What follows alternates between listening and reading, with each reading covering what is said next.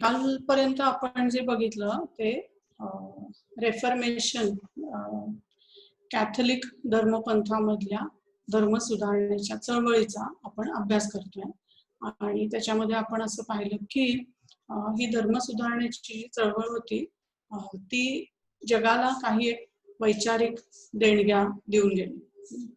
पहिली तर गोष्ट अशी की धर्म आणि राजसत्ता या दोन गोष्टींच्या मध्ये युरोपच्या इतिहासामध्ये या काळात धर्माचं पारडं जे जड होतं त्याचं पारडं बदलून आता राजसत्तेचं पारडं जड झालेलं आपल्याला दिसतं प्रोटेस्टंट धर्म सुधारणेच्या नंतर. म्हणजे धर्म आणि राजसत्ता, पॉलिटिकल ऑथॉरिटी आणि रिलिजियस ऑथॉरिटी याच्यामध्ये राजकीय सत्ता ही प्रबळ ठरते. हा एक कॅथलिक धर्मामध्ये कॅथलिक ख्रिश्चॅनिटीमध्ये झालेल्या धर्म सुधारणा चळवळीचा अनपेक्षित असा परिणाम. दुसरा अनपेक्षित परिणाम जगाच्या इतिहासाच्या आणि वैचारिक इतिहासाच्या दृष्टीने म्हणजे ह्या वेगवेगळ्या म्हणजे लुथर असेल किंवा आपला इराझमस असेल किंवा ग्यान हस असेल, हे मार्टिन लुथर तर मगाशीच म्हटलं आपण, स्विंगली असेल, या सगळ्या वेगवेगळ्या लोकांच्या विचारामधून ख्रिश्चन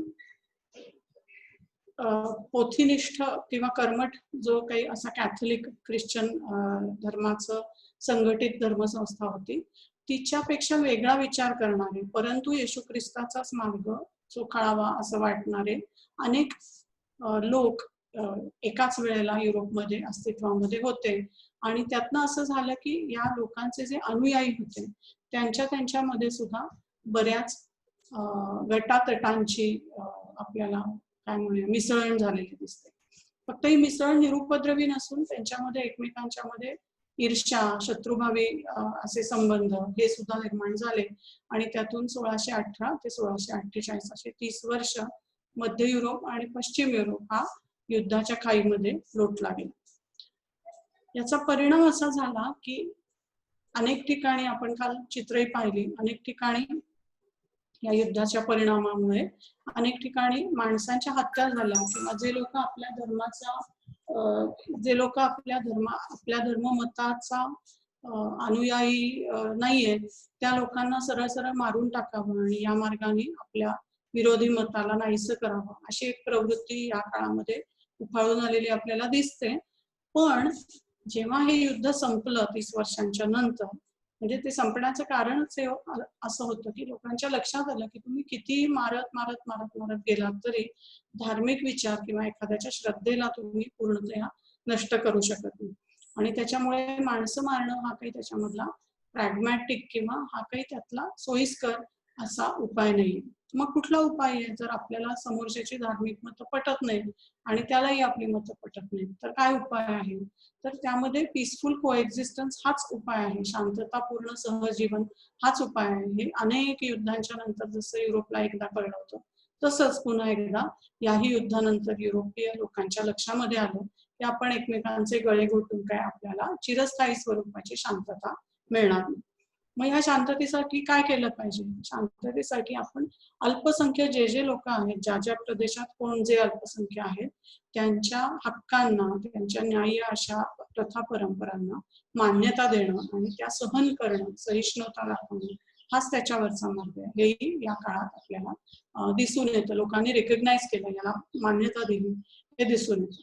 म्हणजे नक्की काय केलं तर त्यांनी जो वेस्टफॅलियाचा एक पीस ट्रीटी, शांतता करार जो केला त्याच्यामध्ये त्यांनी असं जाहीर केलंय की ज्याचं राज्य आहे तो ठरवेल, त्या प्रदेशाची सार्वभौम सत्ता आम्ही मान्य करतो की ह्या प्रदेशामध्ये या लोकांनी अमुक धर्ममताचा काय म्हणूया आचरण करावं. आणि एवढं करून सुद्धा जर या प्रदेशामधला अधिकृत जो कुठला धर्मपंथ आहे तो सोडून दुसऱ्या धर्मपंथाशी लोक असतील तर त्यांनी सुद्धा आपापल्या धर्मपंथानुसार आचरण करायला पूर्णपणे मोकळीक आहे. खासगी क्षेत्रामध्ये, सार्वजनिक कदाचित कमी प्रमाणामध्ये असेल, पण मुळामध्ये व्यक्तीची जी काही धार्मिक मतं आहेत त्या मतांना आपण सहन करणं किंवा त्या मतांचा आपण आदर राखणं आणि कुठल्याही प्रकारे त्याच्यामध्ये बळजबरी न करणं हे एक तत्व म्हणून या वेस्टफॅलियाच्या शांतता करारापासून आणखीन लोकांच्या मनामध्ये ठसलेला आपल्याला दिसतं. या सगळ्या प्रकारामधून असं झालेलं आपण काल परवाच बघितलं की वेगवेगळ्या राजसत्तांना त्यांचा भले आकार मोठा असेल किंवा लहान असेल, त्यांच्याकडची लोकसंख्या लहान किंवा मोठी असेल, ते श्रीमंत असतील स्वित्झर्लंड सारखे किंवा गरीब असतील एखाद्या कुठल्याही भूप्रदेशासारखे, तरी सुद्धा त्यांची सॉव्हरेनिटी सार्वभौम सत्ता ही एकमेकांच्या समान मानली जावी असं एक समतेचं राष्ट्रांमधल्या समतेचं तत्व सुद्धा या वेस्टफॅलियाच्या शांतता करारामुळे उदयाला आलं. ही सगळी घडामोड एका धार्मिक वादळामुळे घडत असताना ज्या धर्माला अनुसरून हे सगळे प्रश्न उपस्थित केले जात होते, श्रद्धेचे किंवा व्यक्तीला काही प्रतिष्ठा आहे की नाही, फक्त पोपच धर्माचा अर्थ सांगू शकतो का, की व्यक्ती म्हणून माणसाला काही प्रतिष्ठा आहे, ह्या सगळ्या प्रश्नांमुळे होणारी जी टीका आहे ती कॅथलिक धर्मपंथाच्या संघटित जी संस्था होती, जे चर्च होतं, त्यांनी काही चुपचाप बसून ती ऐकून घेतलेली नाहीये. त्यांनी त्या टीकेवरती भरपूर आत्मपरीक्षण केलेलं आपल्याला दिसतं. या प्रोटेस्टंट लोकांनी जे क्रिटिसिझम केलं, प्रोटेस्टंट लोकांनी जी टीका केली, त्यामधनं जी धर्मपंथांमध्ये फूट पडली, या सगळ्यामधून कॅथलिक धर्मपंथीयांनी स्वतःचं परीक्षण करायला सुरुवात केलेली दिसते. नक्की काय परीक्षण केलं तर ट्रेंट नावाच्या ठिकाणी 1545 ते 1563 अशी 18 वर्ष एक धर्मसंसद त्यांची भरलेली होती आणि त्या धर्मसंसदेमध्ये वेगवेगळ्या कॅथलिक धर्मगुरूंनी आपल्या धर्मामध्ये काय प्रॉब्लेम्स आहेत, त्यांची आपण सोडवणूक कशी केली पाहिजे, कुठल्या मार्गाने आपले अनुयायी जे आपल्या इथून निघून प्रोटेस्टंटांच्या मध्ये गेलेले आहेत त्यांना परत कसं आपल्याकडे वळवता येईल, अशा वेगवेगळ्या प्रश्नांची चर्चा करून त्याच्यामधनं मार्ग शोधलेले आपल्याला दिसतात. काय काय मार्ग शोधले तर पहिली गोष्ट म्हणजे आपल्या इथले त्यांच्या लक्षात आलं की लोक आपल्या चर्चेस मधनं निघून का चालले, तर आपले जे प्रिस्ट्स आहेत म्हणजे धर्मगुरू आहेत, बिशप्स आहेत, आणखी उच्च धर्मगुरू, त्या लोकांनी आपली वर्तणूक काही चांगली ठेवलेली नाही. दुसरा मुख्य प्रॉब्लेम होता तो क्षमापत्रांचा आणि तिसरा जो प्रॉब्लेम होता तो पैशाच्या भ्रष्टाचाराचा. चर्चला देणग्या तर घेतल्या पण त्या देणग्या व्हॅटिकन पर्यंत पोहोचवल्या नाही किंवा लोकांकडनं लुबाडले पैसे आणि धर्मगुरूंनी ते स्वतःकडेच ठेवले, चर्च पाशी जमा केले नाही. अशा अनेक लेवलवरचा आर्थिक भ्रष्टाचार, क्षमापत्रांमुळे होणारा लोकांना त्रास आणि एकूणातच विविध धर्मगुरूंची जी अनैतिक अशी वागणूक होती, या सगळ्यावरती विचार करून त्याच्यावर उपाययोजना या धर्मसंसदेने, ट्रेंट मध्ये भरलेल्या धर्मसंसदेने शोधायचे बरेच प्रयत्न केले. काय काय उपाययोजना केल्या, ह्या सगळ्या उपाययोजना आणि त्यामधून कॅथलिक धर्ममतामध्ये सुद्धा वेगवेगळे जे नवे संप्रदाय उदयाला आले, या सगळ्याला मिळून म्हणायचं प्रति धर्म सुधारणा, काउंटर रेफर्मेशन, प्रति धर्म सुधारणा. आधीची जी आपण बघितली होती रेफर्मेशन, वायक्लिफ वगैरे मंडळींची, मार्टिन लुथरची, त्याला म्हणायचं नुसतीच धर्म सुधारणा किंवा प्रोटेस्टंट रेफर्मेशन, प्रोटेस्टंट पंथीयांची ख्रिश्चन धर्मामधली धर्म सुधारणा. आणि ही जी आता आपण आत्मपरीक्षण कॅथलिक लोकांनी केलेलं आणि त्यामधून स्वतः घडवून आणलेले जे बदल आहेत त्याला म्हणायचं प्रतिधर्म सुधारणा. या प्रतिधर्म सुधारणेमध्ये कुठल्या कुठल्या गोष्टींचा समावेश होतो, तर पहिली गोष्ट म्हणजे त्यांनी आपल्यामध्ये असणारे दोष काय आहेत याचा विचार करायला सुरुवात केली. पहिला दोष त्यांना जो जाणवला तो आपल्या धर्मगुरूंनाच धर्माच्या प्रथा परंपरांचं, धर्माच्या आचरण कसं करावं याचं चांगलंसं ज्ञान नाही असं त्यांच्या लक्षामध्ये आलं. धर्मगुरूंना नसलेलं धर्माचं ज्ञान किंवा धर्मगुरूंमध्ये असलेलं धर्मविषयक अज्ञान हा एक त्यांना मुख्य प्रॉब्लेम दिसला. दुसरा प्रॉब्लेम दिसला की जे सश्रद्ध लोक आहेत, चांगले धर्माचे अनुयायी आहेत, त्यांना सुद्धा नक्की धर्माचं आचरण कसं करावं हे समजणं ही अवघड गोष्ट होऊन बसली. निग्लेक्ट ऑफ रिलिजियस इन्स्ट्रक्शन म्हणजे धार्मिक शिक्षण हे आपल्या धर्माच्या अनुयायांकडेही नाही आणि आपल्या धर्माच्या गुरूंकडेही नाही, असा प्रॉब्लेम झालेला कॅथलिक धर्मपंथीयांच्या लक्षामध्ये आला. मग ते म्हणले की हे शिक्षण कसं द्यायचं, आपण तो उठून व्हॅटिकन मधला पोप तर सगळीकडे जाऊन प्रवचन देऊ शकत नाही. मग म्हणले त्याच्यासाठी आपण काही पुस्तकं, ऑथॉरिटेटिव्ह मॅन्युअल जशी टेक्स्ट बुक्स असतात, गाईड बुक्स असतात, तशी आपण चांगल्या प्रकारची आणि अधिकृत अशी ख्रिश्चन धर्ममतांचा, कॅथलिक धर्ममतांचा प्रसार करणारी पुस्तकं काढायला हवी, हे त्यांच्या लक्षामध्ये आलं. मग त्यांनी काय केलं, तर कटेशिझम या नावाने प्रश्नोत्तरांच्या स्वरूपामध्ये, जसं आपल्याला पाठ्यपुस्तक एखादं अवघड वाटतं, मग आपण नवनीतचं किंवा कुठलं तरी गाईड बुक वापरतो आणि त्या गाईड बुक मध्ये काय असतं, तर पॉइंटेड प्रश्न आणि त्याचं उत्तर, प्रश्न आणि त्याचं उत्तर असं दिलेलं असतं. तसं ही कटेशिझम्स ही मोठे धर्मग्रंथ वाचत बसायला लोकांना जमेलच असं नाही, किंवा त्याची भाषा त्यांना कळेलच असं नाही. या हिशोबाने डॉक्ट्रिनल मॅन्युअल्स, त्या धर्मग्रंथांच्या आणि नियमांच्यावर आधारलेली अशी पुस्तकं छोटी छोटी असायची, ज्यामध्ये प्रश्न असत आणि उत्तर असत. प्रश्नोत्तरांच्या स्वरूपामधली ही धर्माची शिकवण देणारी पुस्तकं म्हणजे कटेशिझम. याचा आपल्याशी म्हणजे महाराष्ट्राच्या इतिहासाशी डायरेक्ट असा संबंध येतो की जर तुम्ही महात्मा फुल्यांची काही समग्र वाङ्मय वगैरे पाहिलं तर तुम्हाला त्याच्यामध्ये बरेचसे बरीचशी पुस्तकं फुलांची तुम्हाला प्रश्नोत्तराच्या स्वरूपामध्ये दिसतात. काही उदाहरण आठवतंय का?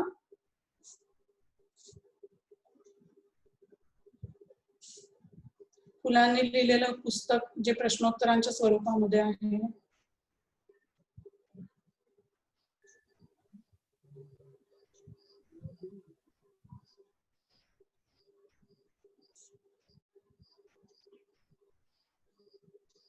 आठवते का काही?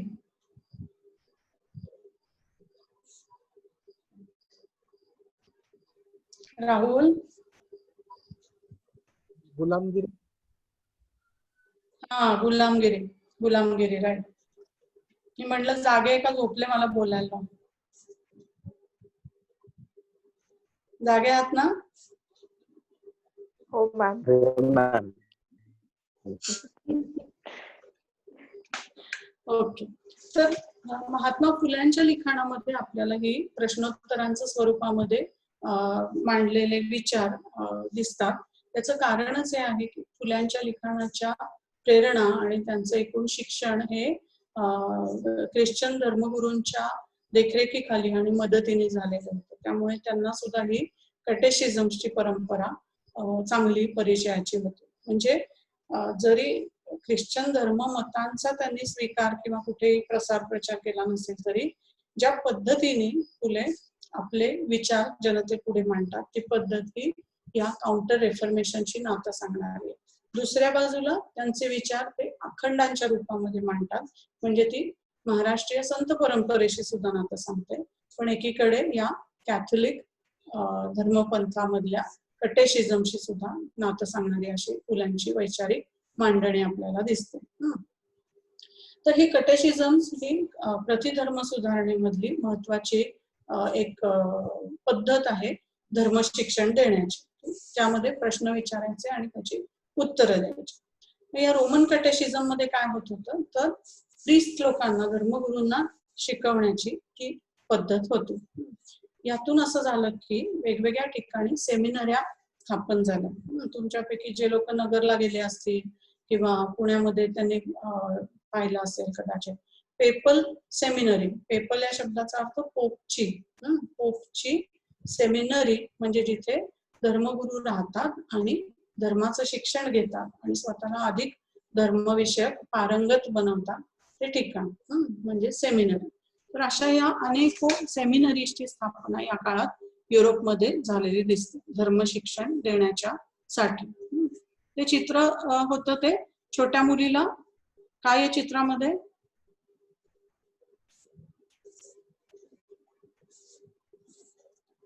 चित्रात काय दिसतंय?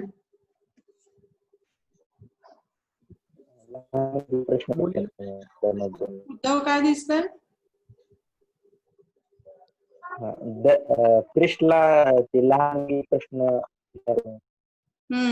छोटी मुलगी आहे आणि तिला, छोट्या मुलीला काय उपदेश करते धर्मगुरु हा, शिकवतात. प्रश्न आणि उत्तर या स्वरूपामध्ये धर्माचा उपदेश तिला सांगितला जातोय. नेहा काय म्हणत होती? जातं. तेच मॅम आता म्हटलं ते प्रश्न उत्तर प्रश्नोत्तराच्या स्वरूपामध्ये. आणि ती मुलगी कशी छोटीशी उभी आहे,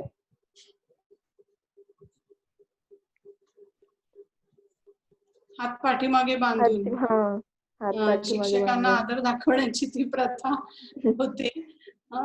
की त्या कदाचित त्या धर्मगुरु स्त्री जी वयस्कर दिसते ती हिला शिकवते. वयस्कर नसेलही कदाचित, पण कपडे तिचे कदाचित थंडी बिंडीसाठी किंवा प्रथा म्हणून तसे असतील.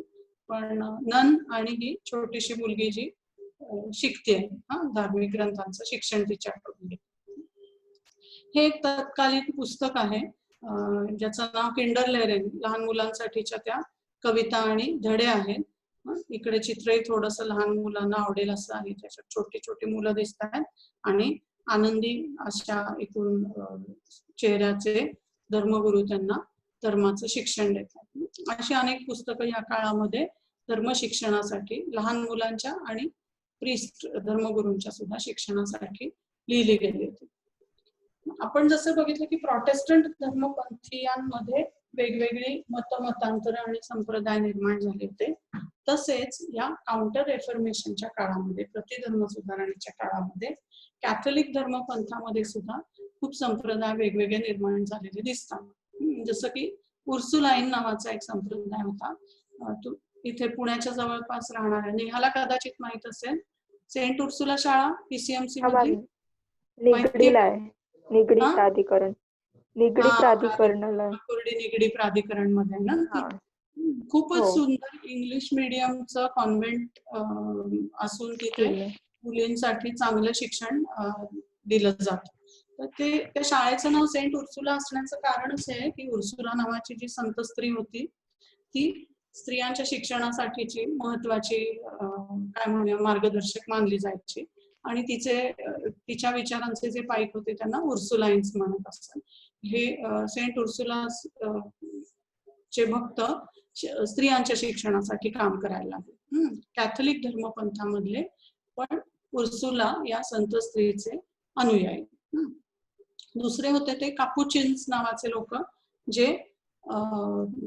उत्तम धर्माची व्याख्यानही देत आणि जे लोक आजारी असतील त्यांना औषध पाणी देऊन, काढे देऊन त्यांना बरं करतात. आपण जी कॉफी पितो कापुचिनोची, त्या कॉफीचं नाव या कॅपुचिन लोकांच्या वरून आलेलं आहे. म्हणून मुद्दाम इथे कॉफीचं चित्र दाखवलं, कॅपुचिनोची कॉफी. मॅम ती लोक होती का? कापुचिन्स हे काय म्हणूया फादर्स, कापुचिन फादर्स किंवा फॉलोअर्स ऑफ कापुचिन सेक्ट असं म्हणतात. लोक होती, कापुचिन ही लोक होती. दुसरा एक त्याच्याबद्दल असाही विचार असतो की त्या कापुचिन लोकांचे जे कपडे असत थोडेसे मळकट काढ्याच्या रंगाचे, त्या रंगावरून पण कॅपुचिनो कॉफीला ते नाव पडले. पण जास्ती प्लॉजिबल उत्तर हे आहे की ते लोक गरीब आजारी लोकांना जे काढे देत तसा हा कॉफीचा पण काढाच असतो, आपलं डिकॉक्शन असतं कॉफीचं, म्हणून कॅपुचिनो नाव. तिसरे कॅथोलिकच धर्ममतामधले वेगळ्या संप्रदायाचे लोक म्हणजे जेजुएट. जेजुएट लोक हे सुद्धा उत्तम शिक्षण देण्यासाठी, उत्तम व्याख्यानं देण्यासाठी प्रसिद्ध होते. वेगवेगळ्या राजांना ते कन्फेशन्स, त्या राजांना त्यांना धार्मिक काय म्हणूया सल्लागार होते राजांचे. आपल्या इथे सुद्धा जेजुएट पंथीयांच्या शाळा दिसतात. मला असं वाटतं की लॉयोलास किंवा सेंट जोसेफ्स आपल्या गेट पाशी असलेली किंवा दोन्ही या जेजुएट पंथीय लोकांच्या शाळा. हे असे वेगवेगळे कॅथोलिक धर्ममतामधलेच संप्रदाय या काळात उदयाला आलेले आपल्याला दिसतात. उर्सुलाइन्स, कॅपुचिन्स, जेजुएट्स वगैरे. हे सगळं त्या काउंटर रेफॉर्मेशन, प्रतिधर्म सुधारणेची काय म्हणूया वेगवेगळ्या घडामोडी घडत असतानाच सगळं काय मस्त चाललं होतं किंवा एकदम सगळ्या तात्विक अशा स्वरूपाच्या घडामोडी होत्या असं नाही. तर अत्यंत हिंसक किंवा अतिशय सत्तेचा गैरवापर करणाऱ्या अशा घडामोडी सुद्धा या काळामध्ये घडत होत्या. उदाहरणार्थ इन्क्विजिशन. इन्क्विजिशन याचा शब्दशः अर्थ छळ चौकशी. छळ चौकशी. गोव्यामध्ये मगाशी मी प्रश्न विचारला आणि जोलींनी उत्तर दिलं की गोव्यातल्या लोकांना जर तुम्ही इन्क्विजिशन म्हणजे काय असं विचारलं तर काय उत्तर देतील ते?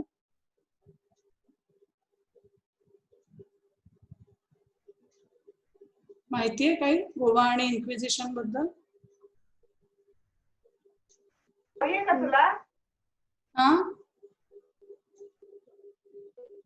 नाही मॅम. माहितीये? नाही. नाही. उद्याचं होमवर्क तुम्हाला. हा, गुगल करायचं फक्त गोवा आणि इन्क्विजिशन हा शब्द. ओके, करून बघाल? हो मॅम. इन्क्विजिशन आपल्याला सरळ सरळ शब्द तर दिसतोय आणि तो चांगला निरुपद्रवी वाटतो की इन्क्विजिशन म्हणजे काय. प्रश्न विचारले असतील पार्थफान की तुम्ही कॅथलिक धर्माचं मतांचा आदर का करत नाही किंवा तुम्हाला प्रोटेस्टंट धर्मामध्ये का जावंसं वाटतं, धर्मामध्ये पेक्षा त्या पंथामध्ये तुम्हाला का जावंसं वाटतंय. पण अर्थातच ही चौकशी नुसती इतकी सोपी आणि निरुपद्रवी स्वरूपाची नसून ती छळ चौकशी होती. म्हणजे ज्याला चौकशी करायला बोलवायचं त्याला खूप मानहानीला आणि छळाला सामोरं जावं लागत असे. गोव्याच्या केसमध्ये असं होतं की इन्क्विजिशन ही एक काय म्हणूया आपण ख्रिश्चन धर्म जे लोक स्वीकारत नाहीत त्यांना तुम्ही तो धर्म का स्वीकारत नाहीये असं म्हणून प्रश्नही विचारायचे आणि धर्म सक्तीने स्वीकारायला लावायचे प्रयत्न करायचे. अशाही स्वरूपाचं काम गोव्यामध्ये अनेकदा झालेलं आपल्याला दिसतं. सततच नव्हे पण काही वेळेला झालेलं दिसतं. त्यामुळे इन्क्विजिशनला विशेषतः गोव्यातल्या प्रजाजनांच्या मनामध्ये खूप नकारात्मक अर्थ आहे. पण इथे आपल्याला प्रतिधर्म सुधारणेच्या चळवळीच्या संदर्भात जेव्हा आपण इन्क्विजिशन छळ चौकशीचा विचार करतो तर तेव्हा सुद्धा ती निगेटिव्हच अर्थाने चाललेली एक प्रथा किंवा परंपरा आहे हे मान्य करावं लागतं. या इन्क्विजिशन मध्ये वेगवेगळ्या लोकांना प्रश्न विचारले जातात की तुम्ही असं का वागला आणि त्या प्रश्नांना कोण प्रश्न विचारायचं तर एक मोठं, मगाशी मी हॅरी पॉटरचं नाव घेतलं इंग्लिशमध्ये, याचं कारण असं की तुम्ही जर सिनेमे पाहिले असतील हॅरी पॉटरचे तर तो जेव्हा काही गुन्हा करतो हॅरी किंवा डंबलडोर किंवा कुणी जेव्हा काही गुन्हा करतात तेव्हा त्यांना एका मोठ्या काइंड ऑफ वायझन गॅमोट असं त्याचं नाव आहे पण एका सभेसमोर उत्तर द्यायला बोलवलं जातं. आठवतंय का सिनेमा पाहिला असेल तर हॅरी पॉटरचा? साक्ष होतात, चौकशा होतात त्यांच्या. तर हे इन्क्विजिशन हे अशा पद्धतीचं एक मोठं काउन्सिल असेल म्हणजे अनेक जजेस नव्हे अनेक त्या धर्मगुरूंच्या समोर येऊन तुम्हाला उत्तर द्यायला लागायची. या सगळ्याची चर्चा करताना हे छानदार रंगीत चित्र कशासाठी, तर ह्या चित्रावरून बरंच मोठं रामायण या इन्क्विजिशनच्या काळामध्ये घडलं म्हणून. लिओनार्दो दा विन्सीचं द लास्ट सपर नावाचं चित्र आठवत असेल तुम्हाला? आठवतंय? दा विन्सीचं लास्ट सपर नावाचं चित्र आधीच्या पीपीटी मधलं आठवतंय का? दाखवू?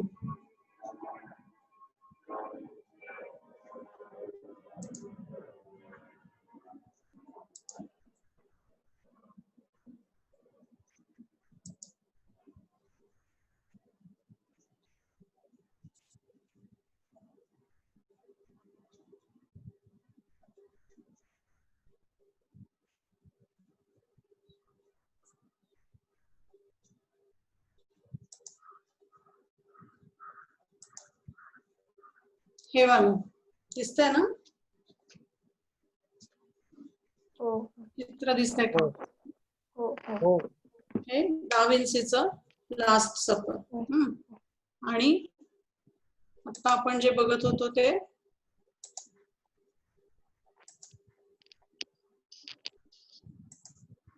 वेरोनीज नावाच्या चित्रकारांनी काढलेलं हे पण लास्ट सफरचंच चित्र आहे. लास्ट सफरचं. याच्यात पण मध्यामध्ये तुम्हाला जीसस क्राइस्ट दिसतोय इथं.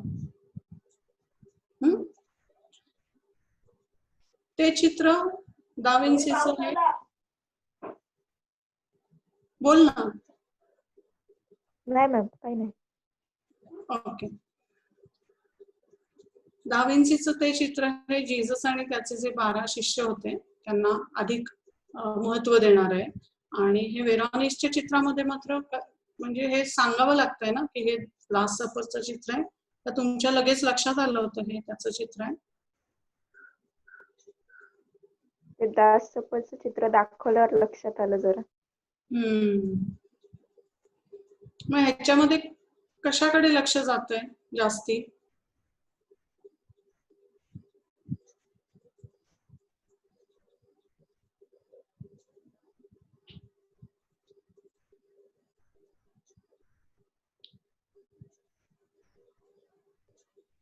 कशाचं चित्र वाटतंय हे?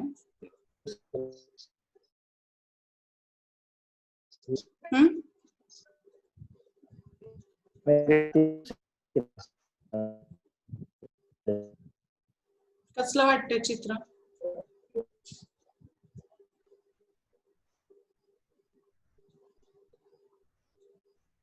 राहुल?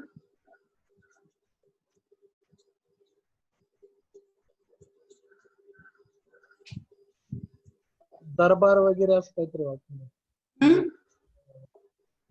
मोठा असा हॉल दरबार वगैरे भरलेला असं असतो.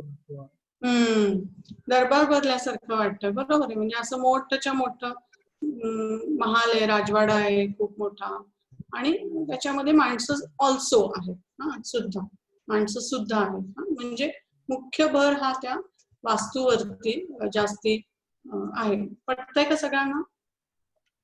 हो हो मॅम.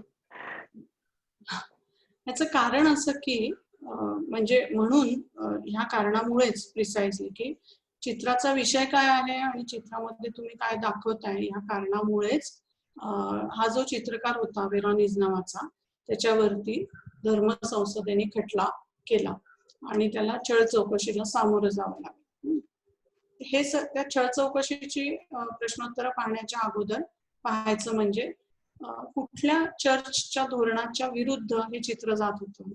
तर चर्चने ते जे ट्रेंट नावाच्या ठिकाणी धर्मसंसद भरली होती त्याच्यामध्ये अशी डिक्री पास केली होती, असा आदेश काढलेला होता की कुठल्याही प्रकारच्या अंधश्रद्धा, कुठल्याही प्रकारचा लॅसिव्हियसनेस म्हणजे काय म्हणायचं त्याला,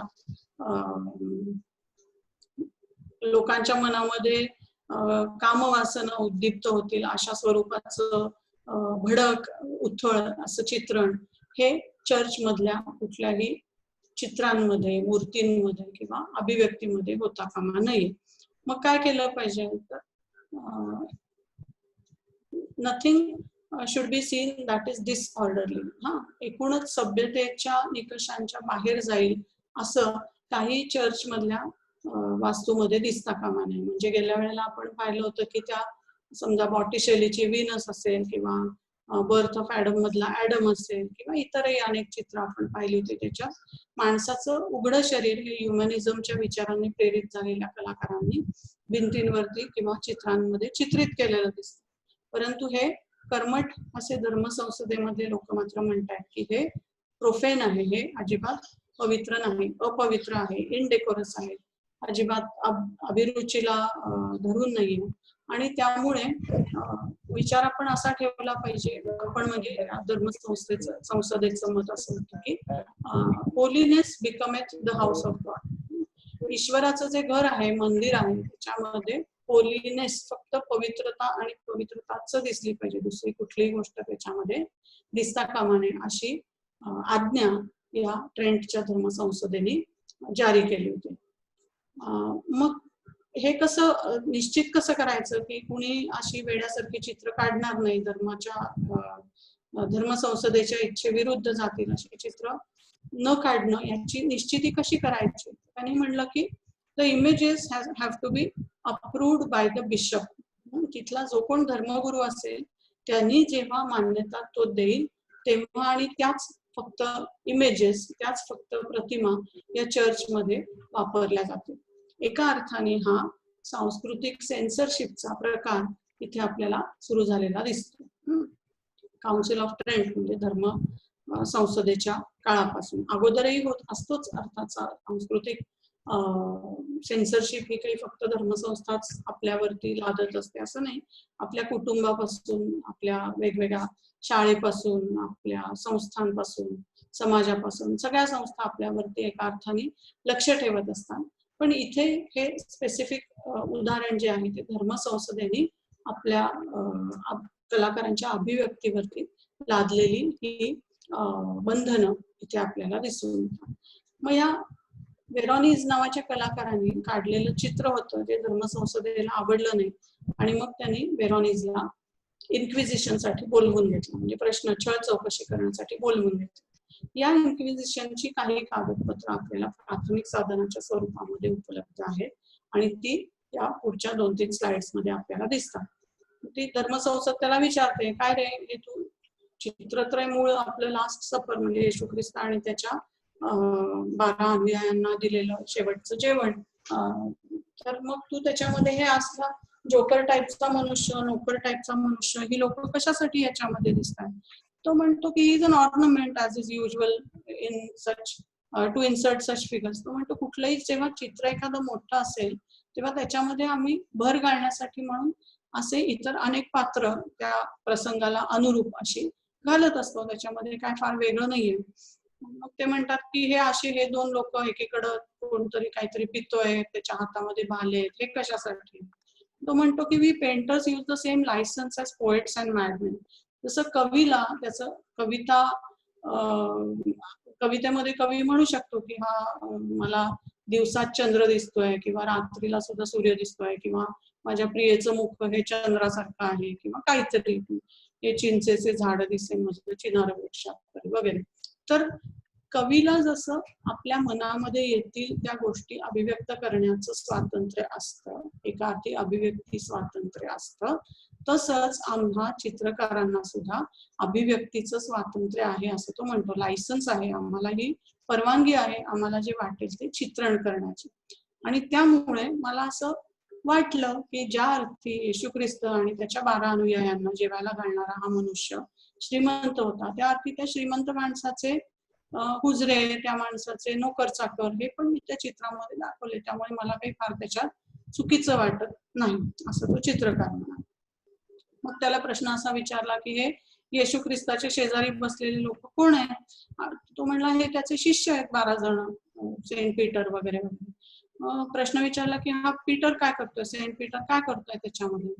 म्हणला काय करणार, आता जेवायचं चित्र आहे म्हणल्यावरती तो एक जेवणातला पदार्थ आहे, काय मटण आहे ते लॅम्ब घेतोय, स्वतःला काढून घेतोय आणि बाकीचं भांड कढई पुढे पाठवतोय.